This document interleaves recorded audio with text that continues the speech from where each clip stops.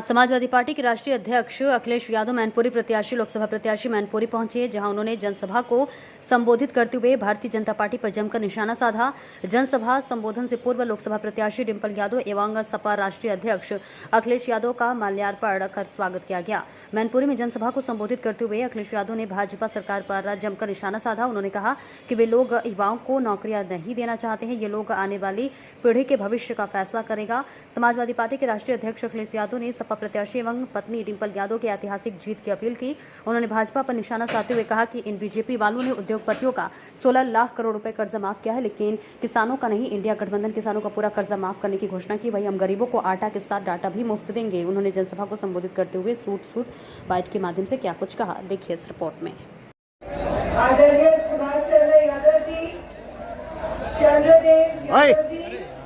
और निकाल के बैठ जाओ यार, क्या कितनी बार कहा है तुमसे, पीछे आ जाओ।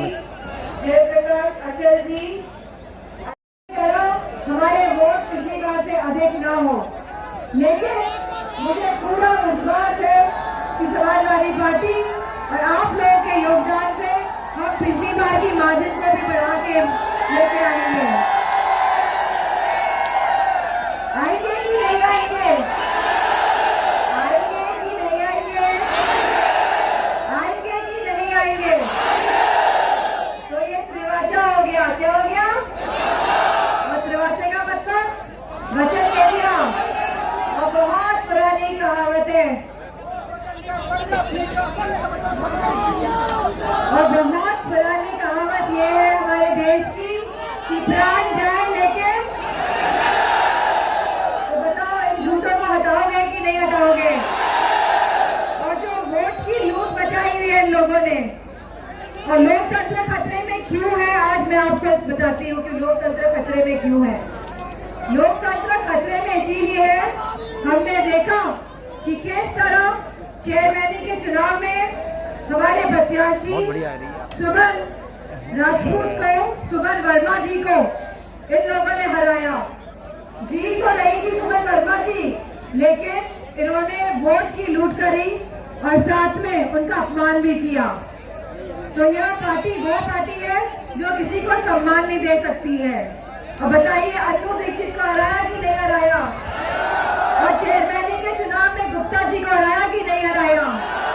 तो सभी समाजों के ऊपर इनका लगातार उत्पीड़न बढ़ रहा है। और अगर इस बात को हम समझ जाएं और हम सब एक मतों के अगर वोट डाले जाएंगे तो इनकी राजनीति को हम समाप्त कर सकते हैं, मेरा ऐसा मानना है।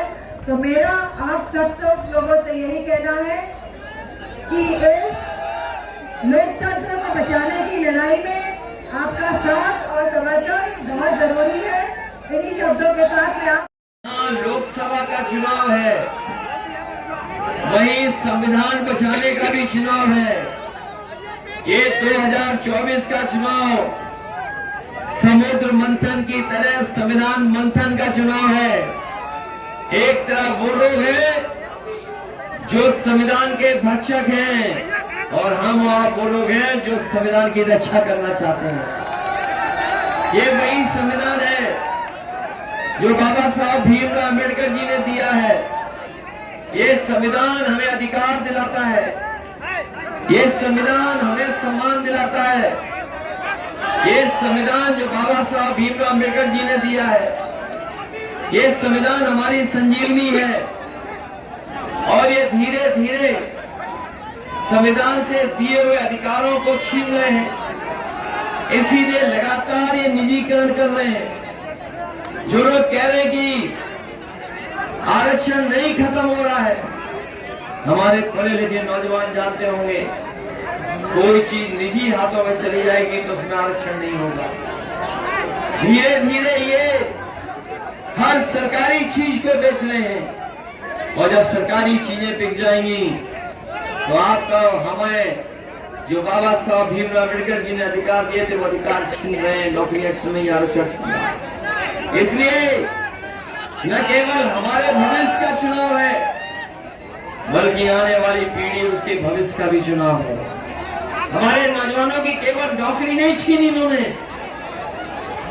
हमारे नौजवानों का 1/3 जीवन इन्होंने खराब कर दिया। ये जो राशन दे रहे हैं, पहले चुनाव था तो राशन में रिफाइंड तेल दे रहे थे, नमक दे रहे थे, चना दे रहे थे, और अब बताओ राशन में क्या दे रहे हैं लोग? ये बाजरा दे रहे हैं, लगता है ज्यादा पौष्टिक खाना दे रहे हैं। बताओ राशन कितने रुपए का है? राशन कितने रुपए का दे रहे होंगे? और आपसे हमसे डीजल पेट्रोल और महंगाई कर करके कितना वसूल लें, सोचो। घर जाकर के हिसाब किताब लगाना, जीएसटी से और महंगाई बढ़ा करके आपको राशन तो 400 रुपए का दे रहे हैं, लेकिन हजारों रुपए में ये वसूलने का काम कर रहे हैं, हजारों रुपए वसूलने का काम कर रहे हैं। ये आईडी भाई आ जाने दो यार, ऐसे कर लो यार, लालू आईडी नीचे कर ले यार, आईडी भाई नहीं आ रही, हमारी नहीं आ रही आईडी। विधानसभा की जो जनसभा है आईडी पे मुझे सरीसर दिखाई दे रहे हैं, और ये दोनों विधानसभाएं वो हैं, दोनों मिलकर के लाखों वोट से भारतीय जनता पार्टी को हराएंगे। पहले भी हराया था, इस बार भी हराएंगे। इससे पहले जसवंत नगर हम लोग कार्यक्रम किए हैं, और जसवंत नगर ये विधानसभाओं ने मन बना लिया है कि भारतीय जनता पार्टी जो लोग बुलडोजर दिखा के डराना चाहते हैं, इनका ये वही बुलडोजर है जो एक माँ बेटी पर चल गया था, आग लगा करके उसकी जान चली गई। बुलडोजर है, कितनों के घर तबाह किए, अमीरों के संपन्नों के घर तबाह नहीं किए, इन्होंने गरीबों के घरों पर, गरीबों की जमीनों पर बुलडोजर चलाया। एक माँ बेटी को जिंदा जला दिया था, बुलडोजर से मार दिया था, याद होगा।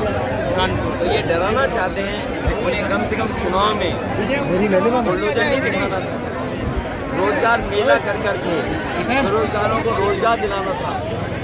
बुलडोजर नहीं, बेरोजगारों को रोजगार कब देंगे, उसके लिए क्या सरकार ने किया? जिस सरकार ने पेपर लीक किए, नौकरियां छीन ली, अग्निवीर जैसी आदि अधिकारी व्यवस्था लाई है, वो बहस को हटाना चाहते हैं और बहस को दूसरी तरफ लेना चाहते हैं। आज न केवल लोकतंत्र को खतरा है, बल्कि हमारी आपकी जान को भी खतरा कर दिया है। जब से वहाँ के कोर्ट की रिपोर्ट आई है कि लोगों को हार्ट अटैक या उससे संबंधित बीमारी हो सकती है, तो सरकार ने जिस तरह वैक्सीन फ्री बनवाई थी, इस बार ECG भी फ्री करानी चाहिए।